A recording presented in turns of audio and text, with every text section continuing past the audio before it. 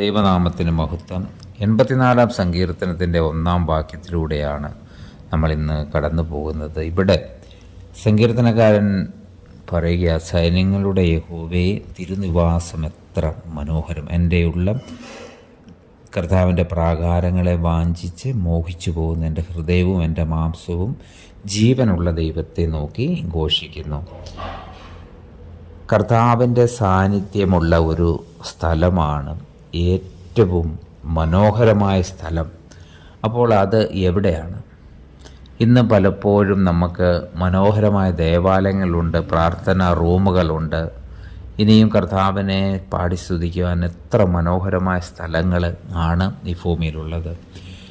ഇവിടെ പൗലോസിനെയും ശീലാസിനെയും പുതിയ നിയമത്തിൽ നമുക്ക് കാണുവാനായിട്ട് സാധിക്കുന്നത് കാരാഗ്രഹത്തിൻ്റെ ഉള്ളിൽ കൈകാലുകൾ ആയ ആമത്തിൽ വെച്ചിട്ട് അവരെ ബന്ധിച്ചിട്ടിടത്ത് ദൈവത്തെ പാടി സ്തുതിക്കുന്നത്. കർത്താവിൽ പ്രിയരെ, അതുകൊണ്ട് ഭൗതികമായ ഒരു സ്ഥലമല്ല നമുക്ക് കർത്താവിൻ്റെ സാന്നിധ്യം അനുഭവിക്കുവാൻ പറ്റിയ സ്ഥലം. അപ്പോൾ ഭൗതികമായ ഏത് സാഹചര്യങ്ങളാണെങ്കിൽ കൂടിയും നമ്മൾക്ക് നമ്മുടെ ഹൃദയം, നമ്മുടെ ആത്മാവാണ് ദൈവത്തെ ആരാധിക്കേണ്ടതും സ്തുതിക്കേണ്ടതും ദൈവസാന്നിധ്യം അനുഭവിക്കേണ്ടതും.